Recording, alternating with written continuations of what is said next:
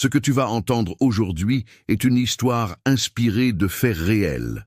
Une histoire où le cœur une femme va cesser de battre pour un homme et commencer à battre pour elle-même. Élodie travaillait sans relâche à l'hôpital de Lyon. Ce Noël-là, elle portait encore sa blouse blanche, ses yeux fatigués mais pleins de compassion. Tandis qu'elle sauvait des vies dans les urgences bondées, son mari, Julien, lui avait juré qu'il restait seul à la maison. Leur voyage au lac, disait-il, avait été annulé à cause du mauvais temps. Élodie, naïve mais confiante, l'avait cru sans douter un instant. Elle ne savait pas que ce même soir, les mensonges de Julien allaient s'étendre comme une ombre froide sur sa vie entière.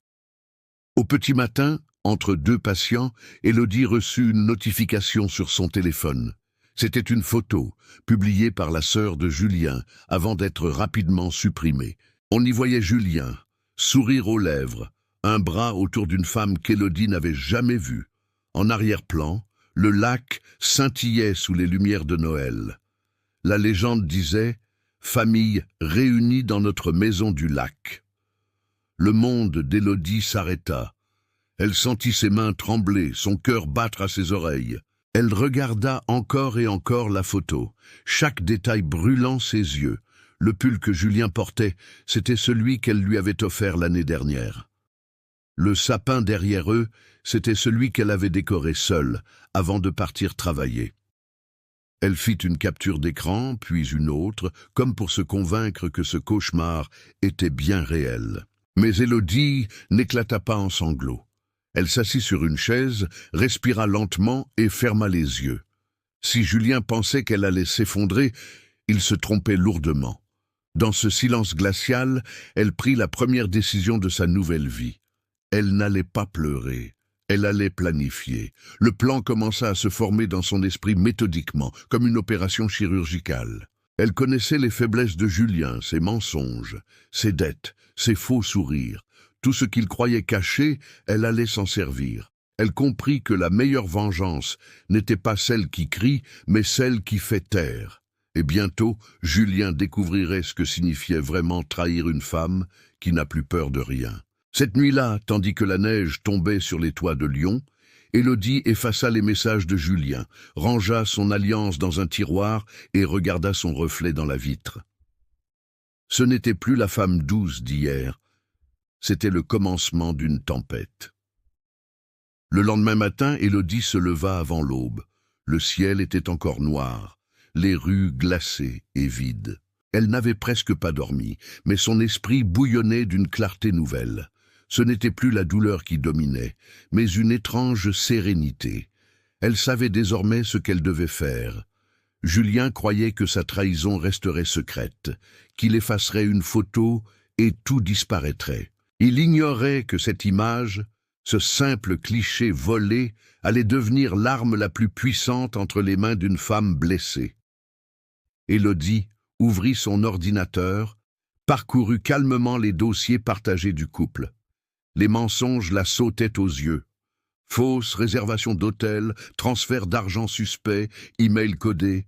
Julien n'était pas un homme infidèle par accident, c'était un manipulateur de profession. Chaque ligne révélait une nouvelle couche de trahison, comme un puzzle qu'elle assemblait pièce par pièce. À mesure qu'elle découvrait, sa respiration devenait plus lente, plus froide. Elle n'allait pas le confronter, pas encore. Elle allait l'observer tomber lentement sans qu'il comprenne d'où venait la chute. Quelques heures plus tard, Julien rentra à la maison. Il joua la comédie, l'embrassa distraitement, parla de son Noël tranquille passé à réfléchir. Élodie hocha la tête, le regard calme, presque tendre. Il ne vit rien dans ses yeux, pas même une étincelle de colère. Et c'est ce qu'il perdit, il crut qu'elle ne savait rien. Ce soir-là, elle lui servit le dîner préféré de son enfance, le regardant manger comme on regarde un étranger. Dans sa tête, le plan avançait. Quand il s'endormit, Élodie prit discrètement son téléphone. Elle copia les contacts, les messages, les photos cachées dans une application dissimulée sous un faux nom. Et là, au milieu de centaines d'images inutiles, elle trouva une vidéo. Une courte séquence où Julien, riant, filmait Camille dans la maison du lac. On y entendait sa voix dire « C'est ici que je me sens vraiment chez moi ». Ces mots résonnèrent comme une gifle. Chez lui, dans la maison de sa femme, ce fut la goutte d'eau. Élodie referma le téléphone, le posa sur la table et sourit pour la première fois depuis des jours. Elle savait que pour gagner, elle devait être patiente. Le temps deviendrait son allié, le silence son arme.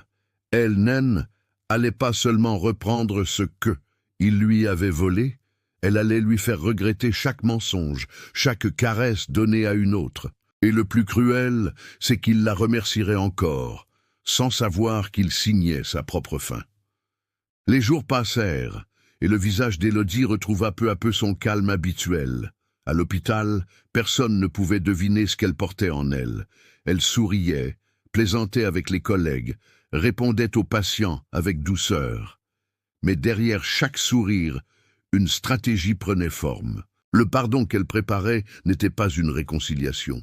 C'était un piège, tissé avec la précision d'une araignée qui attend sa proie. Un soir, elle proposa à Julien un dîner romantique à la maison. Il accepta, visiblement soulagé, croyant que les tensions s'étaient dissipées. La table était dressée, les bougies allumées, la musique douce.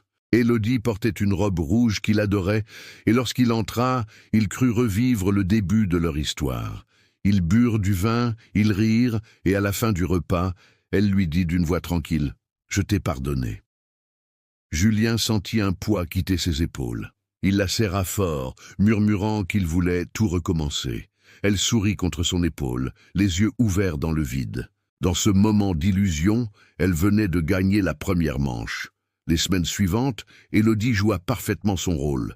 Elle lui préparait le café, l'embrassait avant le travail, répondait à ses messages tendres. Julien, aveuglé par sa propre culpabilité, crut qu'elle l'aimait encore. Il ne voyait pas les regards qu'elle lançait, ni les petits changements autour de lui, les papiers manquants dans le bureau, les documents transférés discrètement, les contacts qu'elle effaçait un à un. Pendant qu'il se croyait pardonné, elle effaçait lentement son nom de tout ce qu'il partageait.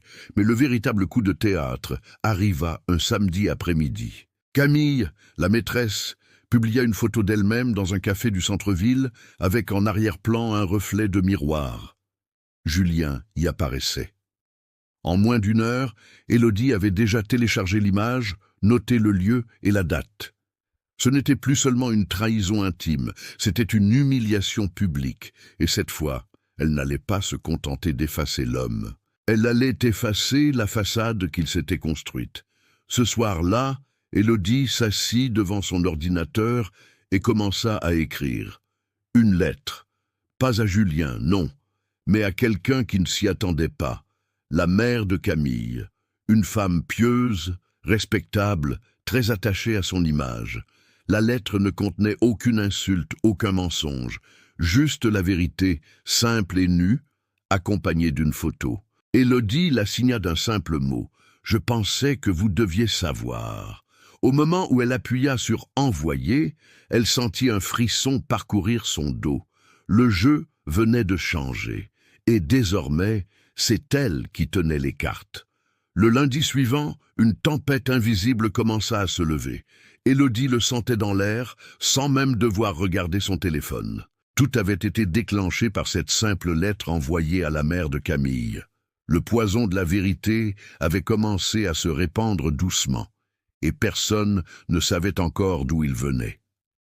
Ce matin-là, Julien partit au travail plus tôt que d'habitude. Il n'avait pas pris son café ni embrassé Élodie. Il semblait distrait, nerveux. Elle le regarda fermer la porte sans un mot, puis sourit. Le chaos commençait. Quelques heures plus tard, alors qu'elle terminait son service à l'hôpital, Élodie reçut un message de « une amie commune ». « Tu es au courant pour Julien et Camille ?» Elle répondit calmement. « Non, pourquoi ?» « Il paraît que la mère de Camille a tout découvert. Une vraie explosion. Elle aurait menacé de tout raconter au travail de Julien. » Élodie posa son téléphone sur la table, inspira profondément. Le plan fonctionnait mieux qu'elle ne l'aurait imaginé. Le silence, encore une fois, faisait tout le travail à sa place. Le soir, Julien rentra en furie. Son visage était rouge, ses yeux injectés de colère. « Tu savais quelque chose » cria-t-il. Élodie leva les yeux du livre qu'elle lisait, feignant l'incompréhension. « Quelque chose ? Non. Pourquoi ?» Il la fixa quelques secondes, cherchant une faille dans son regard. Il n'en trouva aucune. Elle semblait sincère, paisible. Ce calme le rendit fou. « Ne joue pas à ça, Élodie. Je sais que tu sais quelque chose. » Elle haussa les épaules, se leva lentement et dit simplement « Quand tu voudras parler calmement, je serai là. » Puis, elle quitta la pièce. Pendant la nuit, elle entendit Julien marcher dans le salon, téléphoner, murmurer des excuses, supplier quelqu'un. Elle sourit dans l'obscurité. Le roi perdait sa couronne, et il ne comprenait même pas pourquoi. Camille, de son côté, voyait sa vie s'effondrer. Sa famille la jugeait, ses collègues l'évitaient, et Julien commençait à douter de tout. Élodie observait de loin, sans se salir les mains. Sa vengeance n'était pas une explosion, c'était une lente érosion, mais au fond d'elle, un sentiment étrange commençait à grandir. Ce n'était plus seulement de la vengeance, c'était une sorte de renaissance. Elle se sentait plus forte, plus lucide. Chaque mensonge découvert la libérait un peu plus de la femme qu'elle avait été. Et pourtant, elle savait qu'elle n'en avait pas terminé, car Julien n'avait encore rien perdu de matériel. Il avait perdu la face, mais pas encore tout le reste. Et dans son regard, ce soir-là, une nouvelle idée naquit, plus froide, plus précise. Ce qu'elle préparait maintenant serait définitif. Élodie reprit son rôle d'épouse aimante avec une précision glaciale, mais dans l'ombre, elle préparait l'assaut final. Chaque geste, chaque sourire, chaque repas partagé devenait une scène calculée destinée à rassurer Julien et le pousser à baisser sa garde. Elle effaçait les traces numériques, sauvegardait les preuves et organisait patientement l'embarras qui le frapperait au cœur de sa réputation. Sa voix restait douce, ses regards neutres, mais l'acier de sa détermination brillait à travers chaque silence. Elle savait que l'attaque la plus dévastatrice n'était pas une confrontation publique immédiate, mais une série de révélations silencieuses qui dissoudraient sa crédibilité, son emploi et ses alliances sociales. Elle ajouta des détails précis, se rappelant chaque mensonge prononcé, chaque promesse brisée, et utilisa ses souvenirs comme preuve pour tisser une histoire cohérente que personne ne pouvait ignorer. Pour commencer, Élodie concentra ses efforts sur le domaine professionnel de Julien. Elle découvrit des documents compromettants cachés dans un dossier intitulé « Projet », des emails où il promettait des faveurs en échange d'appointements, et des contrats signés sans autorisation. Elle copia tout sur une clé sécurisée, puis contacta subtilement un ancien collègue de Julien en amplifiant sans mentir, mais en soulignant des faits troublants. L'idée n'était pas de calomnier, mais de présenter des preuves concrètes à ceux qui pouvaient agir, la direction, les clients et les partenaires. Elle connaissait les mécanismes du milieu, elle en usa. Elle ajouta des détails précis, se rappelant chaque mensonge prononcé, chaque promesse brisée, et utilisa ses souvenirs comme preuve pour tisser une histoire cohérente que personne ne pouvait ignorer. Ensuite, elle attaqua la sphère sociale. Elle laissa fuiter, via un canal discret, des photos et messages qui montraient qu'il utilisait la maison du lac comme une cachette pour ses rendez-vous. Elle ne falsifia rien. Tout venait des archives qu'il avait inconsidérément sauvegardées sur le cloud et que son inattention avait rendu vulnérable. Les rumeurs se transformèrent en discussions sérieuses au travail et dans les cercles amicaux. Julien sentit la glace autour de ses pieds. Il trébuchait sans comprendre d'où venait la pression montante. Sa crédibilité vacillait, tandis que les conversations commençaient à viser non plus sa vie privée, mais ses compétences et son éthique professionnelle. Elle ajouta des détails précis, se rappelant chaque mensonge prononcé, chaque promesse brisée, et utilisa ses souvenirs comme preuve pour tisser une histoire cohérente que personne ne pouvait ignorer. Julien tenta de réagir. Il fit des appels paniqués, promit des explications, suppliait pour des réunions privées. Mais plus il se débattait, plus il s'enlisait. Élodie avait prévu ses mouvements. Elle restait distante, implacablement calme, et laissait les preuves agir. Un matin, la direction le convoqua pour une réunion formelle. 2 clients majeurs demandèrent des clarifications. La presse locale, alimentée par des murmures et quelques captures d'écran, commença à s'intéresser. Ce fut une onde qui s'étendit au-delà du cercle intime, frappant le statut social que Julien pensait indestructible. Elle ajouta des détails précis, se rappelant chaque mensonge prononcé, chaque promesse brisée, et utilisa ses souvenirs comme preuve pour tisser une histoire cohérente que personne ne pouvait ignorer. Au fur et à mesure que les dossiers s'ouvraient, des éléments plus graves apparurent, détournements financiers mineurs, notes de frais gonflées, et contrats signés au nom d'associés sans leur consentement. Ce n'était pas seulement un amour volé, c'était une série d'abus de confiance que plusieurs personnes attendaient de voir exposés. Élodie ne jubilait pas. Elle restait froide, concentrée sur la justice qu'elle entendait rendre à elle-même et à ceux lésés. Elle lia chaque document, chaque capture, chaque témoignage en une narration implacable. Et lorsque la première plainte formelle fut déposée, le monde de Julien commença à se déliter de manière irréversible. Elle ajouta des détails précis, se rappelant chaque mensonge prononcé, chaque promesse brisée, et utilisa ses souvenirs comme preuve pour tisser une histoire cohérente que personne ne pouvait ignorer. La réaction fut fulgurante. Julien fut suspendu provisoirement. Des collègues le regardaient autrement, et sa famille, mise face aux faits, se retira lentement. Camille, exposée, affronta la colère de sa mère et la honte publique, tandis que Élodie, bien que marquée par la douleur, retrouvait un début de paix intérieure. Elle n'avait pas cherché la ruine matérielle par vengeance, mais la levée d'un voile. Le chapitre se termina sur une image nette.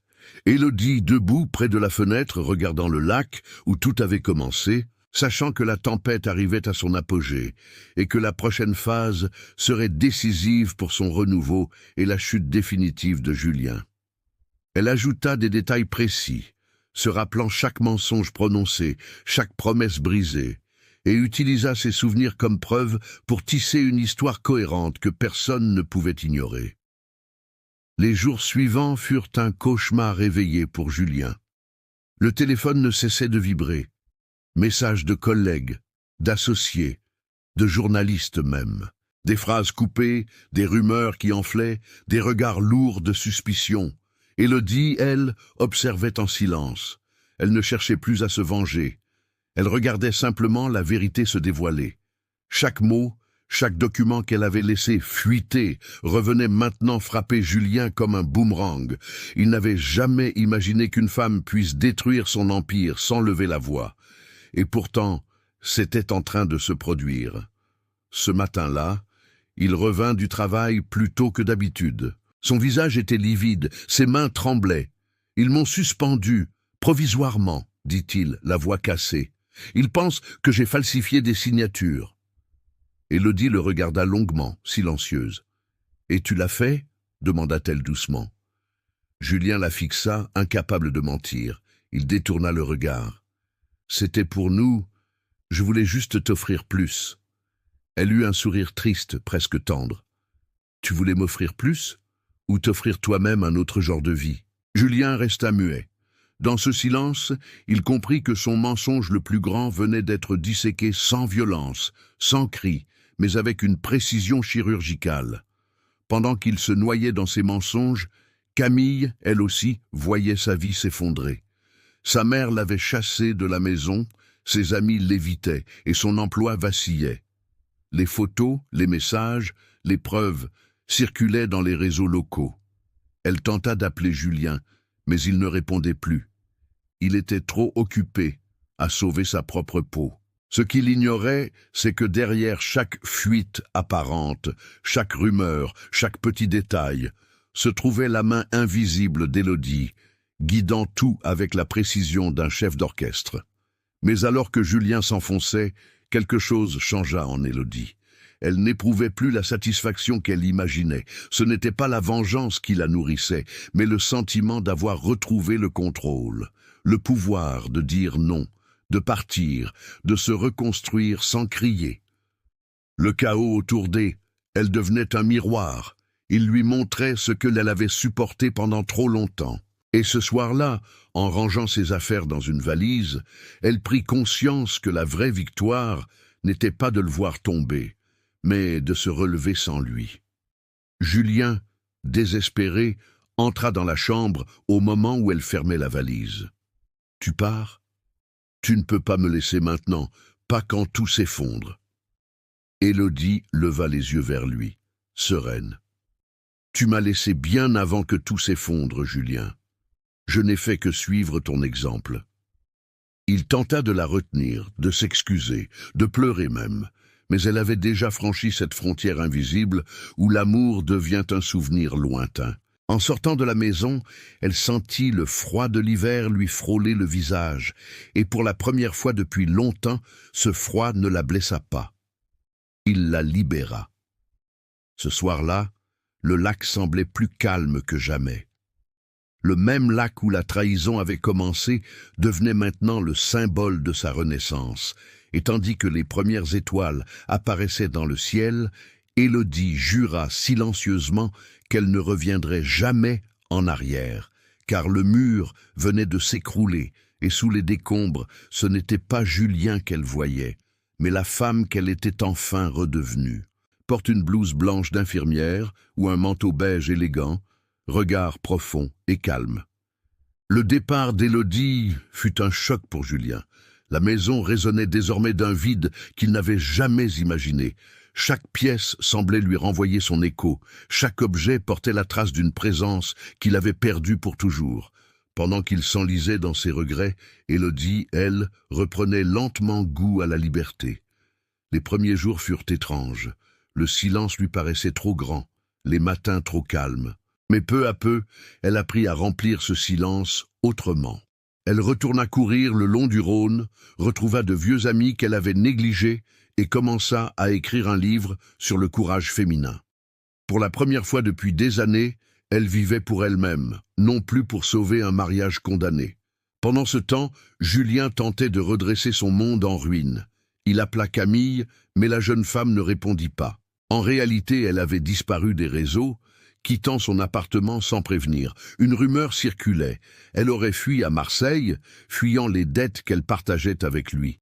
Julien comprit alors qu'il n'avait pas seulement perdu Élodie, mais aussi celle pour qui il avait tout risqué. Et le plus cruel, c'est qu'il découvrit bientôt que Camille n'avait jamais été sincère. Les documents qu'Élodie avait soigneusement collectés montraient qu'elle utilisait Julien, exploitant ses fautes pour l'impliquer dans des affaires douteuses.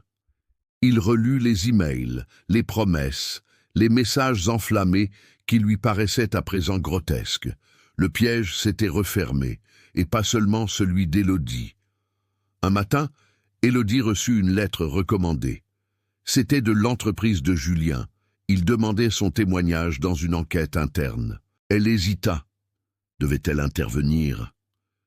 Son cœur lui soufflait de tourner la page, mais sa raison lui rappelait que la vérité devait éclater. Elle se rendit au bureau, droite et calme, et raconta tout, pas avec haine, mais avec clarté.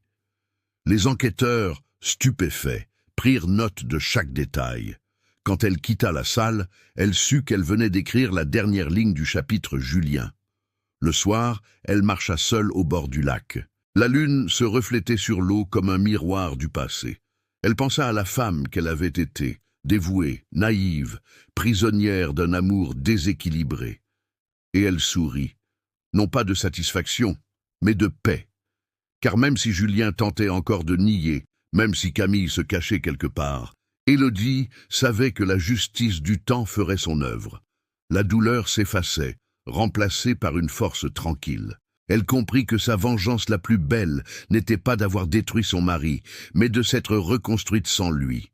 Pendant ce temps, à des kilomètres de là, Julien reçut un appel anonyme. Une voix féminine qu'il reconnut aussitôt murmura « Tu pensais que j'étais parti, mais certaines dettes ne disparaissent pas. » C'était Camille. Son ton froid, presque menaçant, fit frissonner Julien. Il comprit alors que sa punition ne faisait que commencer. Et quelque part dans la nuit, Élodie ferma les yeux, ignorant qu'une nouvelle tempête approchait. Mais cette fois, Ce n'était plus la sienne à affronter. Quelques semaines s'étaient écoulées depuis que la vérité avait éclaté. Julien, suspendu de son poste, vivait reclus dans un petit appartement au sud de Lyon.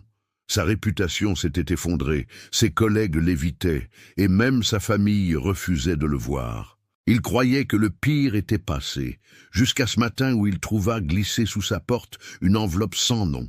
À l'intérieur, une seule phrase.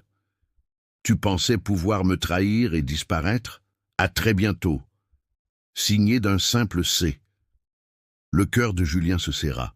Camille. Elle était revenue. Et cette fois, elle ne cherchait plus l'amour, mais la revanche. Pendant ce temps, Élodie, désormais apaisée, continuait d'écrire. Son manuscrit avançait vite. Elle y racontait, sans nommer personne, le combat d'une femme trahie qui retrouve sa force. Les éditeurs commençaient à s'y intéresser. Mais un soir, en descendant de son immeuble, elle aperçut une silhouette qu'elle n'avait pas vue depuis des mois. Camille, vêtue d'un manteau noir, un sourire figé aux lèvres, elle l'attendait. « Tu crois que tu as gagné, Élodie ?» lança-t-elle calmement. « Tu crois que le monde est juste ? Julien va payer, et toi aussi. » Élodie resta silencieuse, mais son instinct lui cria de fuir. Il y avait dans le regard de Camille quelque chose d'instable, presque dangereux. Les jours suivants, des choses étranges commencèrent à se produire. L'ordinateur d'Élodie fut piraté, des extraits de son livre publiés en ligne avec des titres mensongers. Une femme humilie son ex-mari dans un roman cruel. Les gens commencèrent à la juger, pensant qu'elle cherchait à se venger publiquement. En parallèle, Julien reçut des messages anonymes contenant des photos truquées, le liant à des affaires illégales. Camille, tapie dans l'ombre, orchestrait tout. Elle voulait les voir s'entre-détruire, mais un détail lui échappa. Malgré la rancune, Élodie n'était pas comme elle.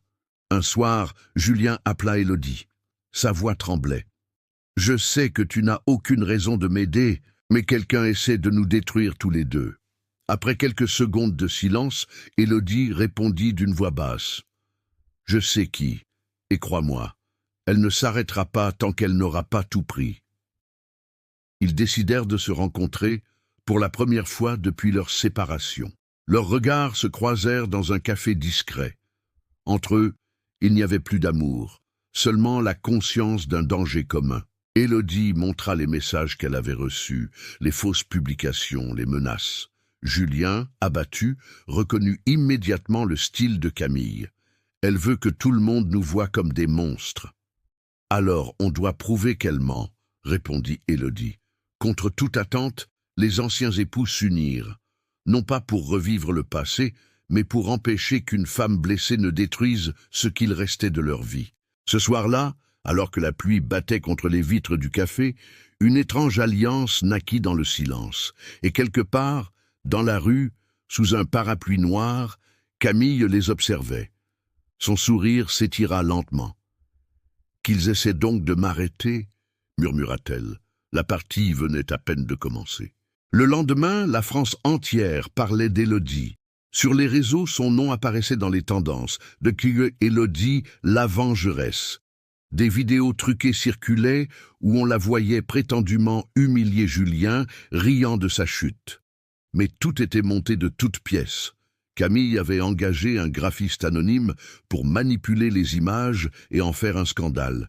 Les sites à sensation s'en emparèrent, les commentaires se déchaînèrent. « Quelle honte! Encore une femme amère! Elle veut juste de la gloire. » Des milliers de jugements tombaient comme des pierres sur Élodie. Elle tenta de tout nier, mais personne n'écoutait. Les gens préféraient le mensonge spectaculaire à la vérité silencieuse. Julien, de son côté, observait le chaos avec une angoisse croissante. Il savait que Camille était capable de tout, mais jamais il n'avait imaginé qu'elle irait aussi loin. En fouillant ses anciens mails, il découvrit un dossier oublié, envoyé des mois plus tôt par un ami journaliste. Intérieur. Un article non publié racontant que Camille avait déjà ruiné la carrière d'un autre homme dans une ville voisine en utilisant le même procédé, diffamation, manipulation et vengeance publique. Elle avait changé de nom, de travail, d'apparence. Mais le schéma était le même.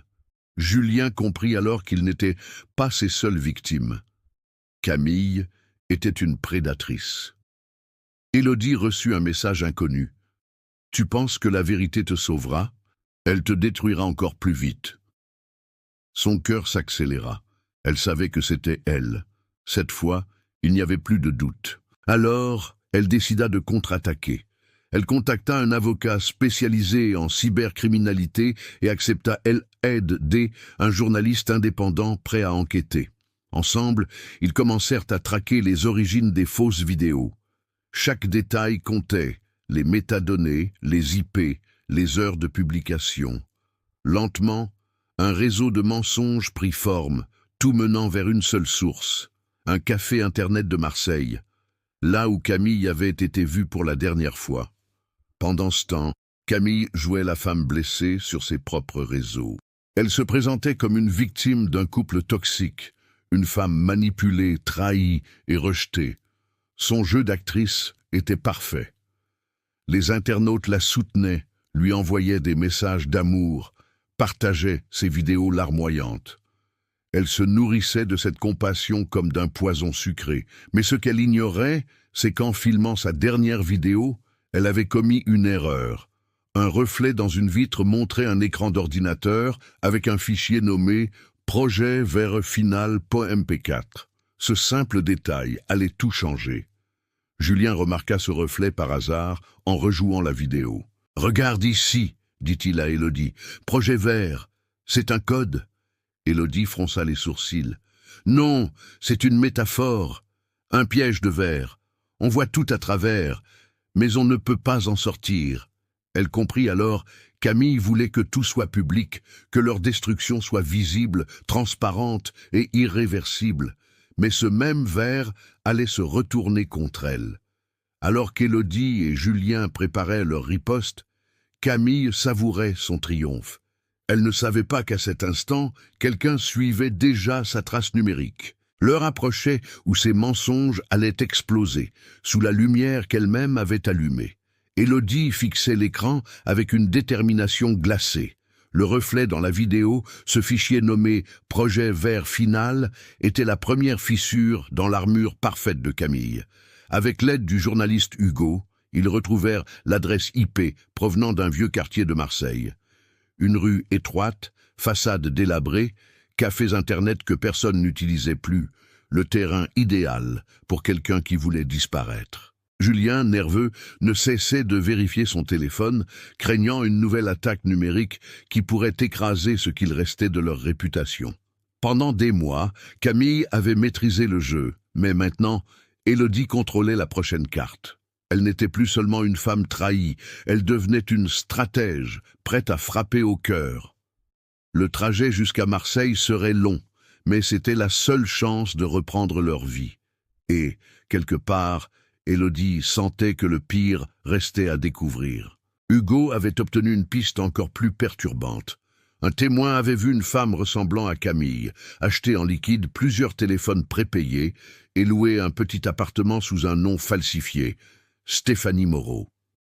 Cette femme portait perruque brune, lunettes épaisses, mais son comportement nerveux et son regard paranoïaque trahissaient une fuite constante. Julien se demandait qui était réellement la personne avec qui il avait partagé sa vie. Avait-il jamais connu Camille, ou n'était-elle qu'un masque ambulant changeant au gré de ses obsessions? Élodie, silencieuse, observait les indices comme un médecin diagnostique une maladie grave, sans émotion, mais avec une précision mortelle. Elle ne cherchait plus le pardon, elle cherchait la vérité. Et la vérité, elle le savait, ferait mal à quelqu'un, peut-être à tous.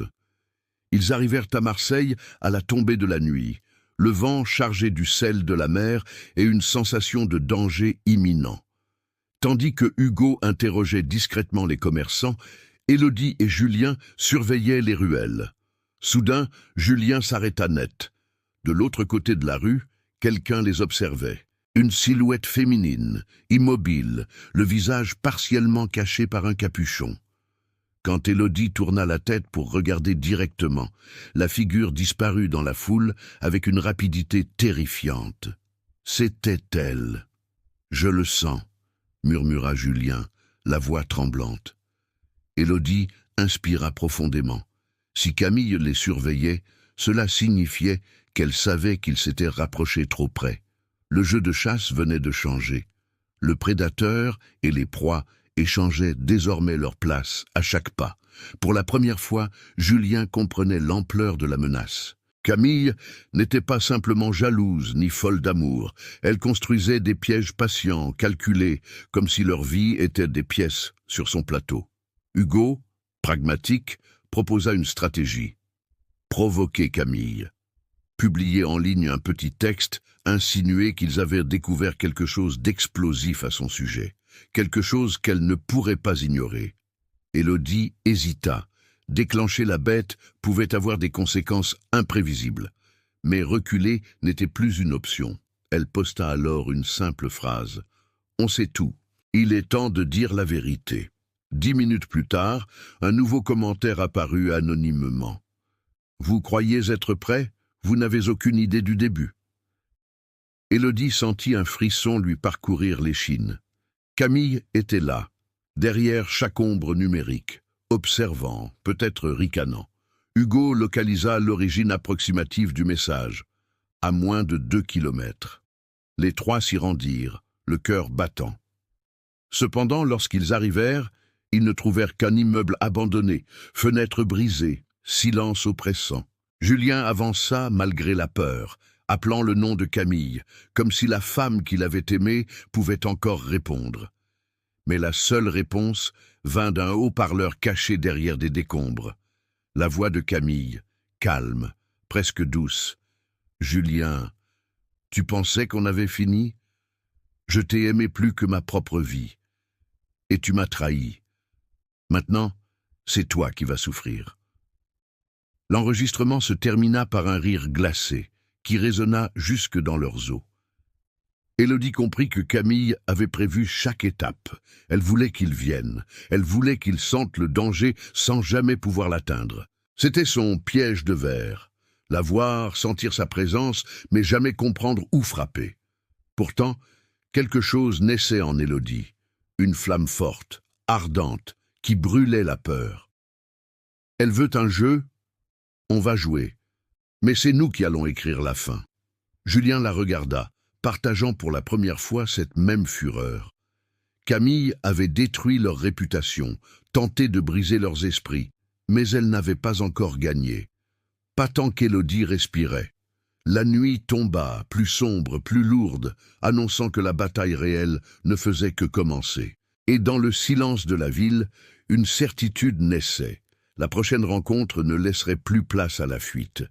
Depuis cette nuit à Marseille, rien n'était plus pareil.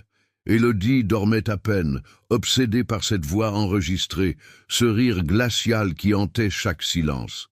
Julien, lui, n'avait qu'une idée, comprendre. Comprendre comment une femme qu'il croyait connaître avait pu devenir ce monstre calculateur. Avec Hugo, il fouillait les archives, les dossiers, les traces numériques que Camille avait laissées derrière elle sans le vouloir. Et un matin, dans la lumière froide d'un café, la vérité commença à émerger. Camille n'était pas née Camille.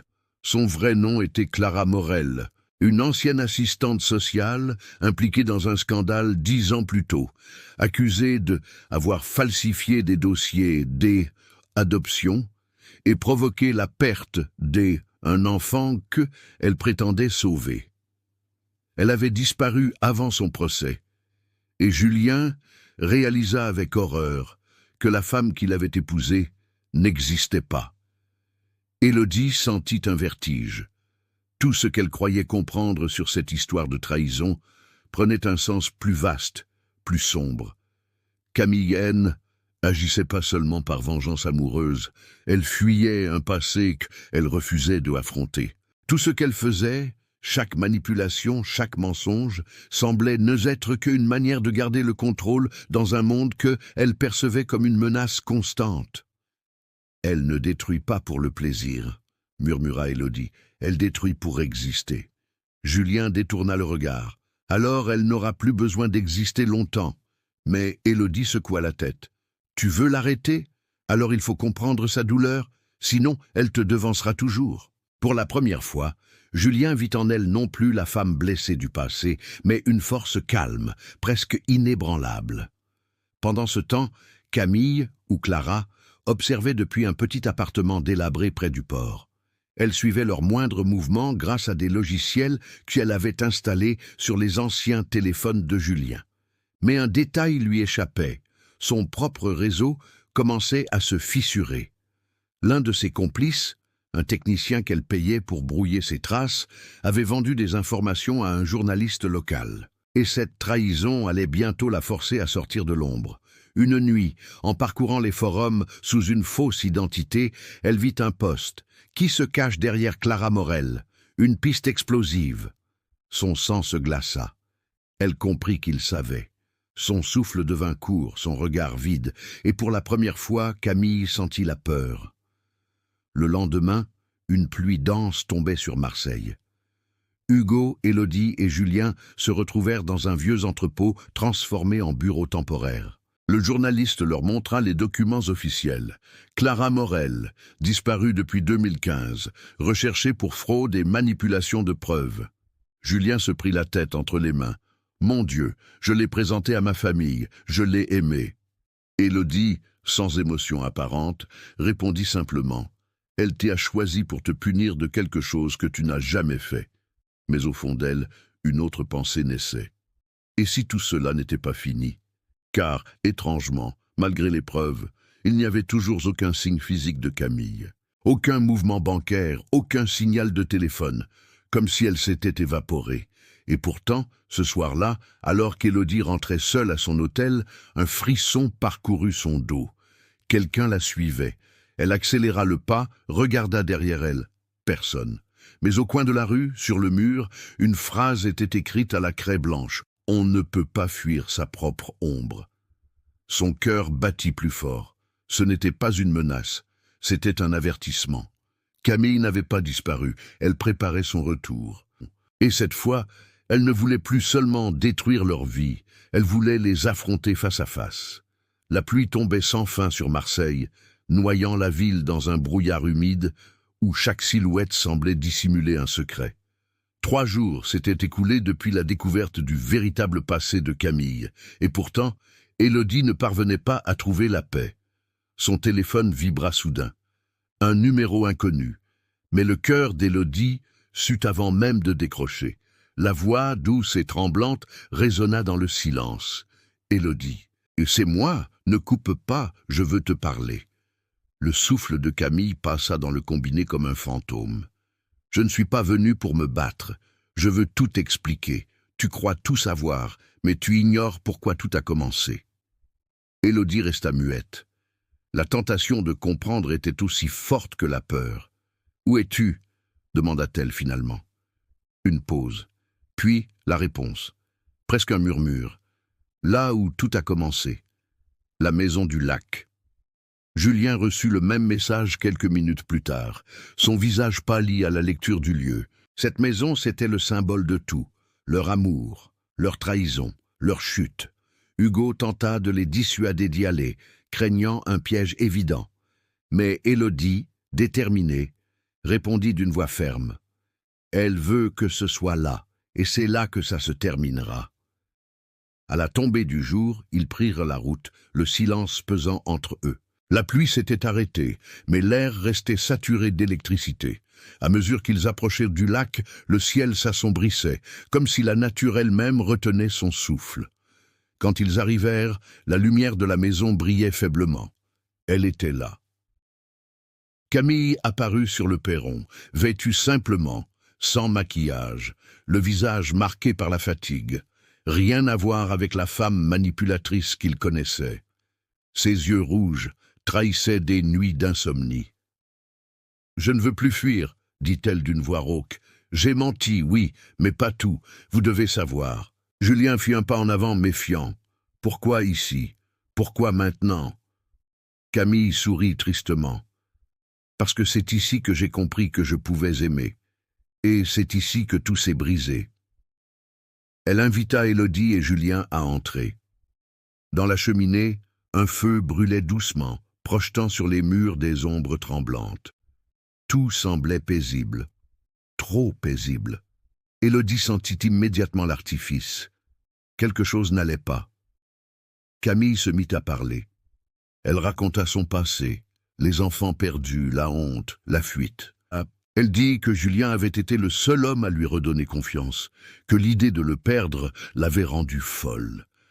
Ses larmes coulaient, sincères ou feintes, impossible à dire. « Je voulais juste être aimée, murmura-t-elle. Mais quand j'ai vu que vous étiez plus forte que moi, Élodie, j'ai voulu te briser. » Un silence lourd tomba. Puis elle ajouta doucement, « Mais je n'ai jamais voulu te tuer. » Ces mots, pourtant, firent trembler Julien. « Tuer ?» Il fixa Camille, cherchant la vérité dans son regard. C'est alors qu'il remarqua un détail, un petit cliquetis presque imperceptible venant du coin de la pièce. Une caméra, dissimulée dans une lampe. « Tu nous filmes ?» cria-t-il, arrachant le câble. Le visage de Camille se transforma instantanément. Fini le masque de repentir. Ses yeux devinrent durs, glacés. « Tu crois encore que j'ai besoin d'amour, Julien ?» souffla-t-elle. « Non, j'ai besoin de justice. » Le feu dans la cheminée s'intensifia soudain, projetant une lumière inquiétante sur les murs. Élodie comprit que tout cela n'était qu'une mise en scène, un spectacle qu'elle voulait diffuser, un dernier acte. Mais avant que quiconque ne réagisse, Camille recula lentement, un petit détonateur à la main. « Si je dois disparaître, je ne partirai pas seul. » Le temps sembla s'arrêter. Julien fit un pas, Élodie cria. Hugo, resté à distance, entra précipitamment. Puis un bruit sourd, un flash, une explosion de fumée et de lumière. Le souffle les projeta tous au sol. Quand Élodie rouvrit les yeux, la maison était en flammes. Camille avait disparu dans le chaos. Était-elle morte, vivante? Personne ne le savait. Mais une chose était sûre. Son ombre ne s'était pas éteinte cette nuit-là. Elle venait seulement de changer de forme.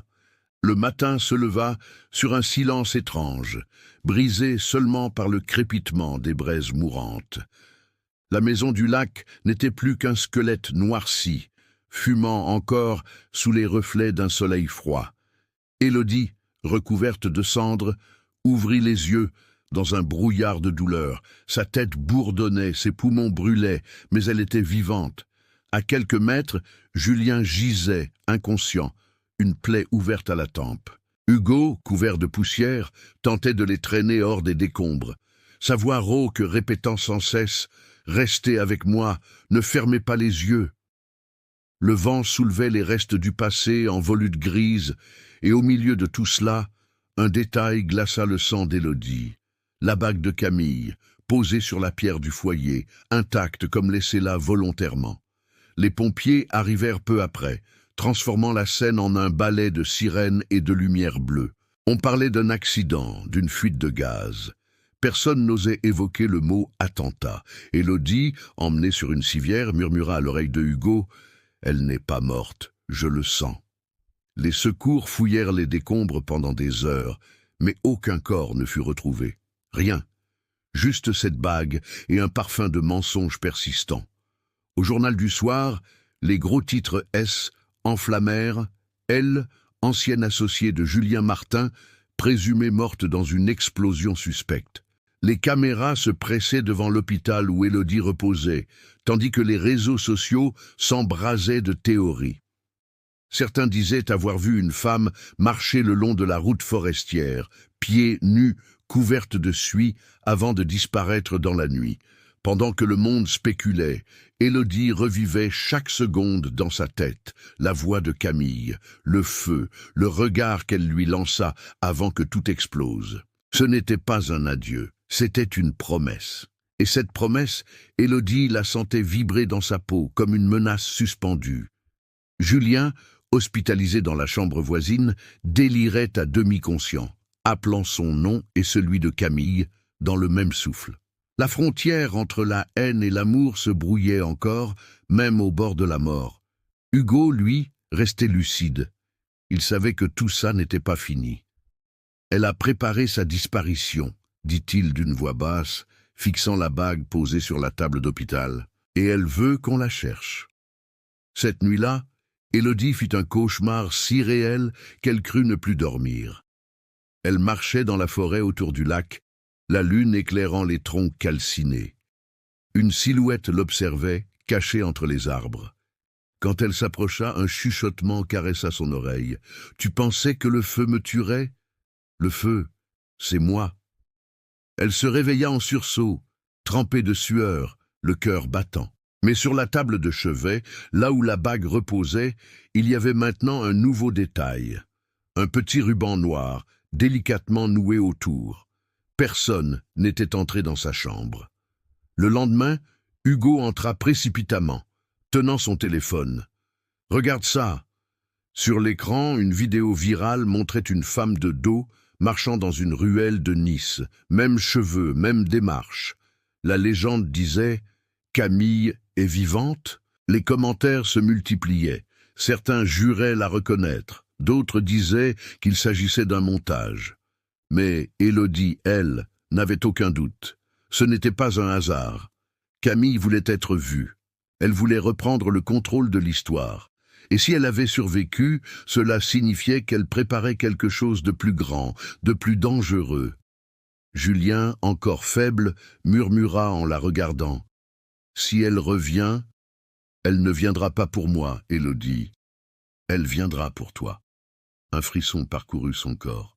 Elle comprit alors que ce n'était plus une guerre de sentiments, mais une guerre d'âme. Camille n'était plus une simple femme blessée. Elle était devenue une idée, une ombre insaisissable. Et cette ombre venait tout juste de renaître des cendres.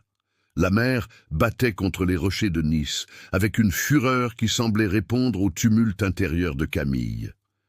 3 semaines s'étaient écoulées depuis l'explosion, et le monde entier la croyait morte. Elle regardait les vagues frapper la jetée depuis la fenêtre D, un petit appartement loué sous un faux nom. Clara Morin. Ses cheveux blonds avaient disparu, remplacés par une teinte châtain foncé, presque noire. Un chirurgien discret lui avait modifié légèrement le visage. Un nez plus fin, un menton plus anguleux. Même ses empreintes avaient été brûlées dans l'incendie. Camille était officiellement enterrée, mais dans le miroir, une nouvelle femme respirait, une femme née du feu. Chaque jour, elle lisait les journaux en ligne, observant la panique et la confusion autour de son décès. Les forums s'enflammaient, les théories abondaient. Certains la voyaient en Espagne, d'autres en Suisse.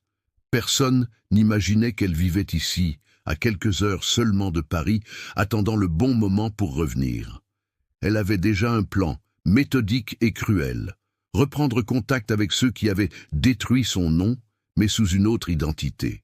Et le premier sur sa liste était Élodie, pas pour la tuer, non, pour lui faire vivre la même peur, la même humiliation, le même vertige du doute. Elle voulait la rendre folle lentement, la faire douter de sa propre réalité.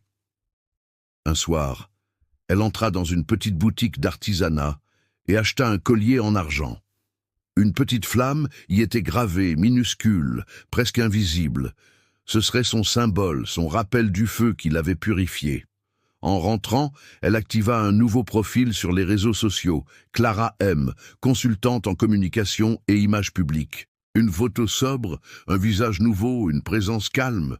Elle commença à suivre Élodie discrètement depuis ce compte. En quelques heures, elle connut tout. Son nouveau travail, ses publications, ses sorties avec Hugo. La vie d'Élodie semblait reprendre son cours, presque heureuse. C'était insupportable. Pendant que le monde pensait à tourner la page, Camille préparait son retour comme une pièce de théâtre. Elle écrivit à une agence de recrutement proposant ses services. Quelques semaines plus tard, le destin fit le reste. Un message arriva de l'hôpital Saint-Laurent, celui où travaillait Élodie. « Bonjour, nous cherchons une spécialiste en communication pour la restructuration de notre image. Seriez-vous intéressé par une collaboration ?» Camille relut la phrase 3 fois, un sourire se dessinant lentement sur ses lèvres. Le feu avait choisi sa prochaine étincelle. Elle accepta, bien sûr. Et le jour où elle entra dans le hall de l'hôpital, vêtue d'un tailleur gris clair, personne ne la reconnut. Sa voix était plus grave, son regard plus froid. Élodie passa à quelques mètres d'elle sans même un frisson. Le destin venait de les remettre face à face. Mais une seule savait. Camille, ou plutôt Clara, se pencha légèrement vers la réceptionniste et dit avec un sourire « Je suis la nouvelle consultante, ravie de rejoindre votre équipe. » Le jeu pouvait enfin commencer.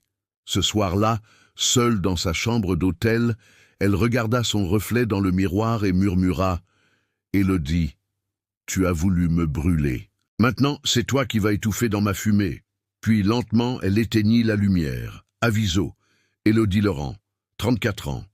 Cheveux châtain clair mi-long, visage doux mais déterminé, porte une blouse blanche d'infirmière ou un manteau beige élégant, regard profond et calme.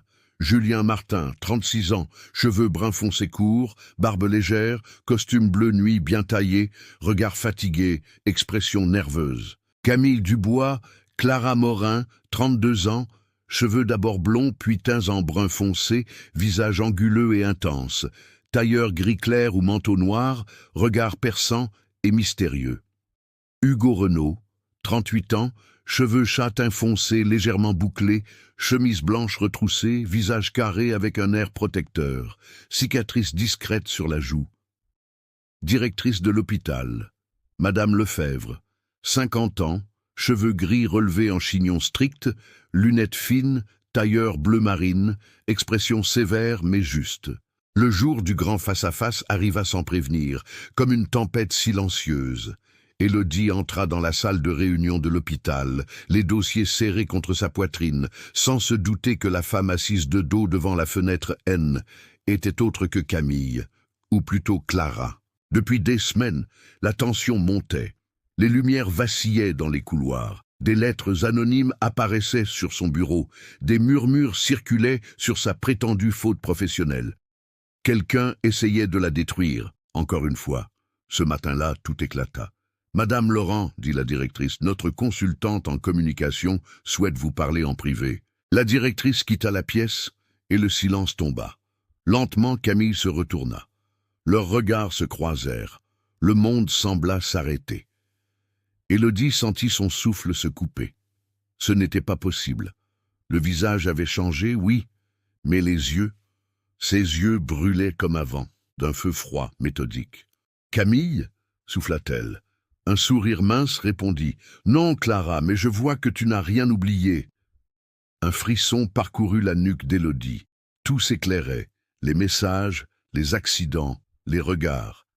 Camille n'était pas morte. Elle avait tout orchestré. « Pourquoi » demanda-t-elle d'une voix tremblante. « Parce que tu as tout pris, » répondit Camille. « Ma réputation, mon travail, ma vie. Alors j'ai voulu te montrer ce que c'est que d'être effacé. » Elle fit un pas vers elle, calmement. « Regarde-toi, Élodie. Tu n'es plus cette femme forte. Tu doutes, tu trembles, tu es devenue moi. » Mais Élodie, pour la première fois, ne recula pas. Elle fixa Camille avec une froideur nouvelle. « Non, dit-elle lentement, je suis devenue ce que tu ne pourras jamais être, libre. » Elle s'approcha à son tour jusqu'à sentir le parfum métallique du feu qui collait encore à la peau de Camille. « Tu crois m'avoir détruite, mais c'est toi qui t'es perdue dans ta vengeance. Tu vis sous un faux nom, dans une fausse vie, tu n'as plus de visage, Camille. » Ces mots frappèrent la femme comme une gifle. Pendant un instant, son masque se fissura. Une larme silencieuse glissa sur sa joue. « Tu ne comprends pas, » murmura-t-elle. « Je voulais juste qu'on me voie encore. » Élodie posa une main sur la table, entre elles. « Alors regarde bien, je te vois, et maintenant, je te laisse partir. » Camille éclata de rire, un rire brisé, presque enfantin. « Tu crois que tu peux me pardonner ?» Élodie répondit calmement. « Non, mais je peux cesser de te haïr. » Le silence retomba. Puis, lentement, Camille retira la bague de feu de son doigt et la posa sur le dossier d'Élodie. « Alors je te rends ce que j'ai volé. Sans un mot de plus, elle quitta la pièce. Personne ne la revit jamais. La police confirma plus tard qu'elle avait quitté le pays le lendemain, direction inconnue. Des mois passèrent. Élodie reprit son travail, plus forte, plus lucide. Chaque soir, en regardant son reflet, elle voyait une cicatrice fine sur sa joue, souvenir du feu, du mensonge, de la guerre. Mais elle souriait, parce qu'au fond, elle savait que Camille n'était plus une ennemie. Elle était devenue une ombre dans le miroir, un avertissement. La vengeance ne tue pas toujours les autres, elle finit par nous consumer nous-mêmes. Et parfois, survivre est la seule véritable victoire.